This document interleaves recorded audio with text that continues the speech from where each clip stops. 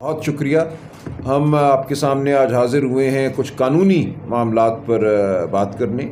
کل خان صاحب سے اڈیالہ جیل میں میری دوران سماعت تفصیلی گفتگو ہوئی.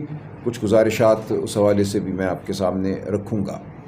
دیکھیں، آج سپریم کورٹ آف پاکستان کے کانسٹیٹیوشن بینچ میں 26ویں آئینی ترمیم کے خلاف جو درخواستیں دائر کی گئی ہیں وہ لگی ہوئی تھی. اس معاملے کی آج سنوائی تھی. تو آج ہماری جانب سے بھی، پاکستان تحریک انصاف کی جانب سے بھی ایک پٹیشن جو ہے وہ عدالت کے سامنے تھی، اور دیگر معاشرے کے جو شعور طبقے ہیں، شعور افراد ہیں، ان کی جانب سے بھی متعدد درخواستیں تھیں. آپ جانتے ہیں، میرا خیال ہے اب یہ بات واضح ہے پوری قوم کو کہ 26ویں آئینی ترمیم نے جو پاکستان کے عدالتی نظام کو نقصان پہنچایا ہے اس کی مثال نہیں ملتی. ماضی میں مارشل لاء کے ادوار میں تو یہ ہوتا رہا کہ پی سی او کے ذریعے ججوں کو نکال دیا گیا، کسی پی سی او کے تحت منظور نظر لوگوں کو جج بنایا گیا، لیکن ایسا شاید کبھی نہیں ہوا کہ ایک بظاہر غیر عسکری نظام کے دوران جب مارشل لاء بظاہر نہ لگا ہوا ہو، یہ کیا جائے کہ پوری عدلیہ کا جو ڈھانچہ ہے، اس کی جو روح ہے، اس کو تبدیل کر دیا جائے. تو 26ویں آئینی ترمیم شروع دن سے ایک منصوبہ تھا پاکستان کی عدلیہ کے خلاف. جو لوگ اس ترمیم کی حمایت کر رہے تھے، ہمارے کچھ نادان دوست، ان کو ہم اس وقت بھی سمجھاتے تھے اکتوبر 2024 سے پہلے کہ اس ترمیم کے بعد عدلیہ کا عملاً وجود ختم ہو جائے گا اس ملک سے. اور یہی کچھ ہوا ہے پچھلے ایک سال کے عرصے میں جب سے 26ویں ترمیم ہمارے سامنے ہے. آپ نے دیکھا کس طرح اسلام آباد ہائی کورٹ پہ ایک حملہ ہوا، وہاں ایک نیا نظام رائج کیا گیا جس کے خلاف 5 جج صاحبان کھڑے ہوئے ہیں. کس طرح جہانگیری صاحب پر حملہ کیا گیا، ان کی ڈگری پہ حملہ کیا گیا، کیونکہ وہ ماننے کو تیار نہیں تھے جو ایک جبر کا ضابطہ اب رائج ہے اس ملک میں. وہ الیکشن دھاندلی کے مقدمات میں فارم 45 طلب کر رہے تھے. ان کا یہ جرم تھا جس کی پاداش میں ان پہ ایک مذموم نوعیت کا حملہ ہوا، اور آپ کے سامنے ہے وہ تمام صورتحال. 5 جج صاحبان اسلام آباد ہائی کورٹ کے چل کر سپریم کورٹ آتے ہیں انصاف مانگنے. تو یہ ایک ایسا واقعہ ہے جس سے میں سمجھتا ہوں ہر ذی شعور پاکستانی کی روح کو کانپ جانا چاہیے، اور ہم یہ ضمیر جھنجھوڑتے رہیں گے اس نظام کا، اگر اس نظام میں کوئی ضمیر ابھی باقی ہے. تو آج جو 26ویں آئینی ترمیم کا معاملہ لگا کانسٹیٹیوشن بینچ کے سامنے، تو 2 ہماری درخواستیں ہیں متفرق نوعیت کی جن پہ ہم نے اصرار کیا کہ ان کو پہلے سنا جائے. ایک درخواست یہ ہے کہ اس تمام مقدمے کی لائیو سٹریمنگ ہو، یعنی کہ ٹی وی پہ اس کو چلایا جائے تاکہ پوری قوم دیکھے کہ کیا ہو رہا ہے. مجھ سے سوال ہوتا ہے کہ آپ کو کتنی امید ہے انصاف کی، کیا توقع ہے کہ اس ترمیم کو ختم کر دیا جائے گا. اس کا جواب میں یہ دیتا ہوں کہ کوئی امید ہو یا نہ ہو، کوئی توقع ہو یا نہ ہو، ہم نے یہ مقدمہ لڑنا ہے. ہم نے تاریخ کے لیے یہ مقدمہ لڑنا ہے، اپنی قوم کے لیے یہ مقدمہ لڑنا ہے، اور اس امر کا اعلان کرنا ہے کہ تاریکی کے دور میں بھی شمع جلانے والے موجود ہیں. یہ ہم نے اعلان کرنا ہے کہ ہر جھوٹ کے مقابلے میں سچ کی آواز ہم اٹھاتے رہیں گے، اور سچ کی آواز جھوٹ پر برتر ہے. اور انشاءاللہ تاریخ گواہ رہے گی کہ ہم نے یہ آواز بھی اٹھائی، اور جب ہم انشاءاللہ ایک دن پاکستان کو پھر واپس قانون اور آئین کی ڈگر پہ لائیں گے تو یہ ایک سنگ میل ہوگا ہماری مزاحمت. تو یہ مزاحمت ہم کرتے رہیں گے. آج ہماری لائیو سٹریمنگ کی درخواست جو تھی وہ قبول ہوئی ہے. اب یہ مقدمہ چلے گا اور پوری قوم دیکھ سکے گی کہ عدالت اس معاملے کو کیسے دیکھتی ہے.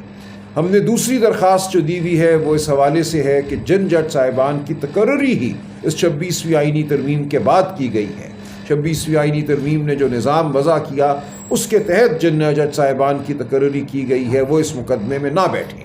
26ویں آئینی ترمیم کا حاصل ایک ایسا جوڈیشل کمیشن ہے جس میں اکثریت جو ہے وہ حکومت، جو اس وقت مصنوعی حکومت ہم پر مسلط ہے، اس کی ہے، اور اس کے ساتھ ایک جج صاحب مل جاتے ہیں. اس میں کچھ جج صاحبان بھی ہیں جن کو اس کا ممبر بنایا گیا ہے، اور یہ مل کر ایک عددی اکثریت حاصل کرتے ہیں.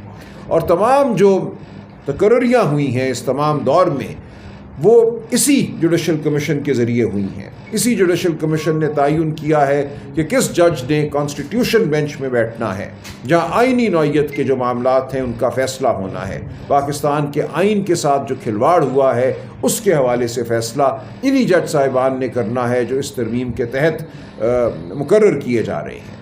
تو ہم نے درخواست دی ہے کہ وہ جج صاحبان اس بینچ سے علیحدہ ہو جائیں، اور وہ سپریم کورٹ جو 26ویں آئینی ترمیم سے پہلے تھی، اس سپریم کورٹ کے تمام جج صاحبان اس مقدمے کو سنیں۔ تو یہ دوسری درخواست ہے اب جو پوری قوم کے سامنے لائیو سٹریمنگ کے ذریعے آئے گی۔ اس پہ بحث جو ہے اور اس کا جو رد عمل ہوگا عدالت کا، وہ پوری قوم دیکھے گی۔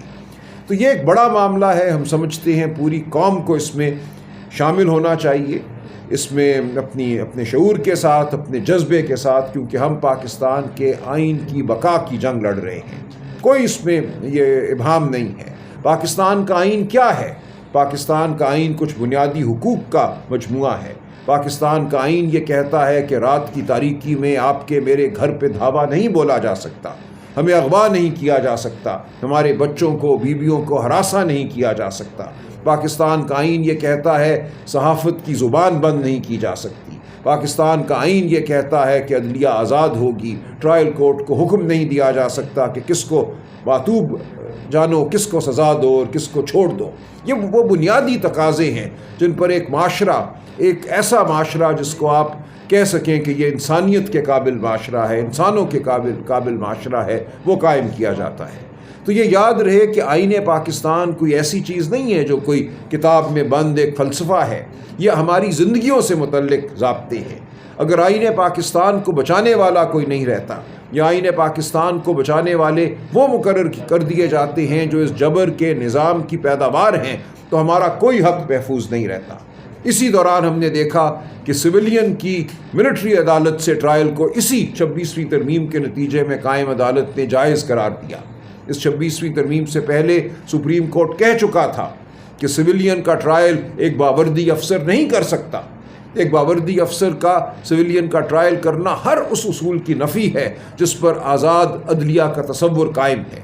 پچھلے 50 سالوں سے یہ جنگ ہم اس ملک میں لڑ رہے تھے کہ عدلیہ اور انتظامیہ میں فاصلہ ہونا چاہیے، عدلیہ کو انتظامیہ کے تابع نہیں ہونا چاہیے۔ تو ایک باوردی افسر سے زیادہ تابع کوئی شخص نہیں ہوتا، وہ ایک ڈسپلن کا سے بندھا ہوا ایک شخص ہوتا ہے۔ اس کو یہ کہنا کہ وہ مقدمہ چلاؤ جس کے حوالے سے اس کے افسران بالا پہلے ہی اپنا فیصلہ دے چکے ہیں، ایک مذاق ہے۔ اور پاکستان آج دنیا کا واحد ملک ہے جہاں ایک آئین ہے، اور جس آئین میں آزاد عدلیہ کا تصور ہے، انسانی حقوق کا تصور ہے، اور جہاں سویلینز کا ٹرائل فوجی عدالتیں چلا رہی ہیں۔ کوئی اور ملک ایسا نہیں ہے۔ بھارت میں یہ نہیں ہو سکتا، بنگلہ دیش میں یہ نہیں ہو سکتا، نیپال میں یہ نہیں ہو سکتا، سری لنکا میں یہ نہیں ہو سکتا، افریقہ کے کسی ملک میں یہ نہیں ہو سکتا۔ آخری ملک افریقہ کا جہاں سویلین کا ٹرائل فوجی عدالتیں چلاتی تھیں وہ یوگینڈا تھا۔ انہوں نے ہم سے یہ سیکھا تھا۔ سن 67 میں مارشل لاء کے دور میں ہمارے آرمی ایکٹ میں ایک ترمیم کی گئی تھی، انگریز کے دور میں بھی نہیں تھا۔ اس ترمیم کے ذریعے سویلینز کا ٹرائل ملٹری عدالتوں کے سامنے ہوا۔ اس ترمیم کو ایک طرح سے اس کا چھاپا جو ہے یوگینڈا نے اپنے ملک میں لگایا، اپنے آئین میں۔ اس ترمیم کو یوگینڈا کے سپریم کورٹ نے اس سال 1 فروری کو رد کیا اور کہا کہ کسی مہذب معاشرے میں یہ ممکن نہیں ہے کہ سویلین کا ٹرائل فوجی عدالت کرے۔